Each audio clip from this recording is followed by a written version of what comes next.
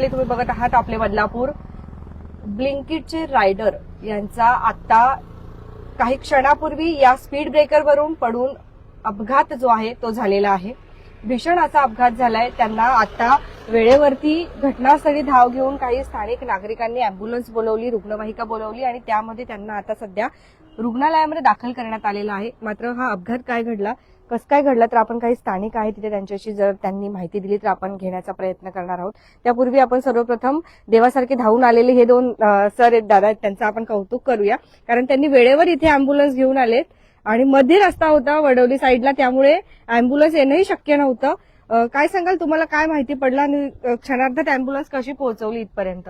आम्हाला इथं फोन आला का इथं ऍक्सिडेंट झालाय, त्यामुळं लगेच आलो इथं. शैलेश दादाला फोन केला, मग त्याने अँब्युलन्स पाठवलं लगेच पाठवलं अर्जंट मध्ये. लगेच. धन्यवाद. काय वाटतं किती मिनिटात अँब्युलन्स आणली तुम्ही?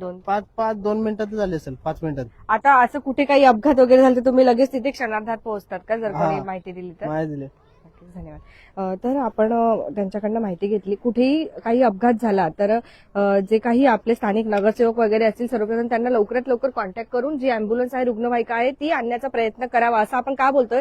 कारण हा मधला रस्ता होता आणि जेव्हा हा अपघात घडला त्यावेळेला जो आपला इमर्जन्सी नंबर असतो तो डायल करून काही फायदा होत नाही, अँब्युलन्स काही येत नाही, रुग्णवाहिका येत नाही. मात्र नगरसेवक जे आहे, स्थानिक नगरसेवक शैलेश भोईर यांच्या प्रयत्नांनी त्या रुग्णाला तत्काळ जे आहे दवाखान्यात दाखल करण्यात आलं. आता नेमकं काय घडलं इथे आपण जर बघितलं तर एकदम सपाट रस्ता आहे एकदम, आणि इथून येत असताना अचानकपणे त्यांना कुठेतरी हा स्पीड ब्रेकर दिसला नाही आणि त्यामुळे जे आहे त्यांचा इथून एकदम ओल गेला आणि इकडे त्यांची गाडी जी आहे त्या गाडीवरून त्यांचा अपघात झाला. 2 चाकी वाहन होतं, ऍक्टिव्हावरती ते होते आणि ब्लिंकिटचे रायडर होते. खरं तर घाई असेल की लवकरात लवकर आपल्याला आपली ऑर्डर जी आहे ती डिलिव्हर करायची आहे, जर उशीर झाला तर पुन्हा त्यांना पेनॉल्टी वगैरे सुद्धा लागते, कदाचित तशी घाई असावी. किंवा असं सुद्धा असेल की लवकर एक ऑर्डर मारली तर दुसरी ऑर्डर त्यांना लवकर मिळेल.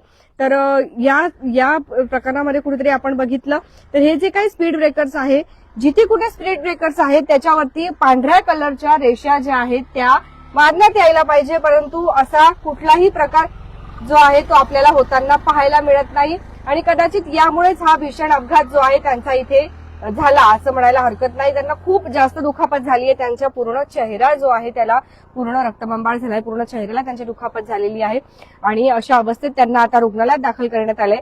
हा जो स्पीड ब्रेकर आहे हाच नाही तर प्रत्येक ठिकाणचे जे काही स्पीड ब्रेकर्स आहे त्या स्पीड ब्रेकर्सवरती झेब्रा क्रॉसिंग ज्या असतात, आपल्या व्हाईट कलरच्या ज्या पट्ट्या असतात त्या मारले गेल्या पाहिजेत, जेणेकरून अपघात जे आहेत ते होणार नाही. तुम्हाला काय वाटतं? तुमच्या प्रतिक्रिया नक्कीच येऊ द्या. आणि अशा कुठल्याही ठिकाणी जर तुम्हाला दिसलं की अचानकपणे स्पीड ब्रेकर्स आहे मध्ये मध्ये पण तिथे व्हाईट कलरच्या पट्ट्याला मारलेल्या नाहीये, तर लवकरात लवकर स्थानिक नगरसेवक असतील, नगर परिषद असतील तर त्यांना तुम्ही संपर्क करा आणि असं करून घ्यायला सांगा. कारण याच्यामुळे अपघात जे आहेत ते होऊ शकतात. आता जो अपघात झाला तो खूप भीषण अपघात होता. खरं तर हा रस्ता अपघातासारखा पण नाहीये. आपण जर बघितलं तर हा टर्निंग आहे असा इथून, पण तरीही अपघात झाला कारण हे स्पीड ब्रेकर त्यांच्या लक्षात आलं नाही म्हणून. त्याचबरोबर खड्डेही भरपूर झाले आणि त्याच्यामुळे सुद्धा अपघात होत आहेत. स्पीड ब्रेकर आणि खड्ड्यांमुळे जे काही अपघात होत आहेत त्याला नियंत्रण मिळवू शकतात प्रशासन. मग प्रशासन त्याकडे कधी कारवाई करणार आणि त्याच्यावरती कधी उपाययोजना करणार हे बघण्याचं ठरतंय. तुमच्या काही प्रतिक्रिया असतील नक्कीच येऊ द्या. धन्यवाद.